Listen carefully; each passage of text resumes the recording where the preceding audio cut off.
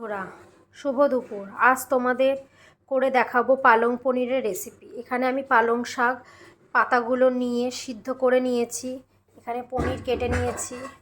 এখানে নিয়েছি পেঁয়াজ, আদা, রসুন আর কাঁচা লঙ্কা। আর এখানে গোটা গরম মশলার মধ্যে নিয়েছি এলাচ, লবঙ্গ, দারচিনি। এবার কড়াই বসিয়ে দিয়েছি। এবার কড়াইয়ে দেব তেল। এখানে পুরো রান্নাটাই করব অলিভ অয়েলে। দেখে নাও, কড়াইয়ে দিয়ে দিয়েছি তেল। আমি এখানে পনিরে হালকা নুন মাখিয়ে নিয়েছি।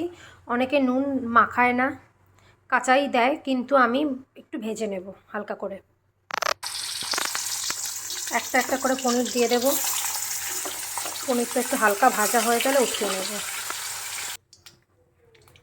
পনিরগুলো হালকা করে ভেজে তুলে নিয়েছি। এবার কড়াই দিয়ে দেব গোটা গরম মশলাটা।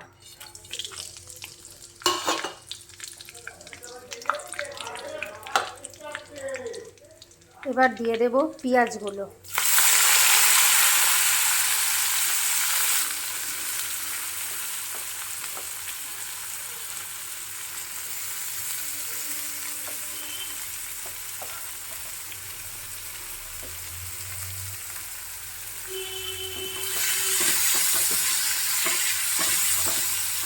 পেঁয়াজগুলো হালকা নাড়াচাড়া করে একটু লালচে লালচে করে ভেজে নিতে হবে। ততক্ষণ আমি পেঁয়াজগুলো লালচে লালচে হয়ে যাবে, ততক্ষণ আমি পালং শাকটা পেস্ট করে নেব। এই যে মিক্সিং জারে নিয়ে নিয়েছি পালং শাকটা। এবার এটাকে পেস্ট করে নেব। এখানে আমি পালং শাকটা পেস্ট করে নিয়েছি। আর এই যে পেঁয়াজটা বেরেস্তা করার জন্য রেখেছি, একটুখানি ভাজা ভাজা হয়ে গেলে আমি পালং শাকটা এর মধ্যে দিয়ে নেব। পেঁয়াজটা ভাজা ভাজা হয়ে গেছে অনেকটাই। এবার দিয়ে দেব পালং শাকের পেস্টটা।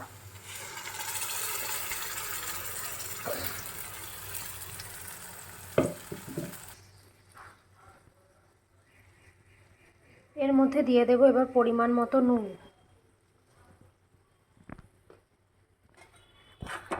জাস্ট নাড়াচাড়া করে ঢেকে রাখবো পালং শাকটা, যাতে তাড়াতাড়ি শুকায়।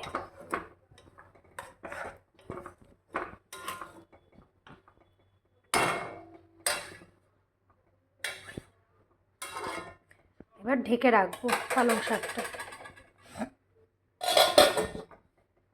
দিয়ে একটু পরপর ভালো মতো নেড়ে দিতে হবে, যাতে নিচটা লেগে না যায়। আমি এর মধ্যে দিয়ে দিয়েছি পনিরগুলোকে, যাতে একটু পনিরগুলোর মধ্যে মশলা ঢোকে। জানি ঢুকবে না, তাও দিয়ে দিয়েছি যাতে পনিরগুলো একটু সফট হয়, খেতে টেস্ট হয়। পালং পনির অলমোস্ট হয়ে গেছে, তেল ছেড়ে দিয়েছে। আর একটু হালকা শুকালেই নামিয়ে ফেলবো। এই দেখো রেডি পালং পনির।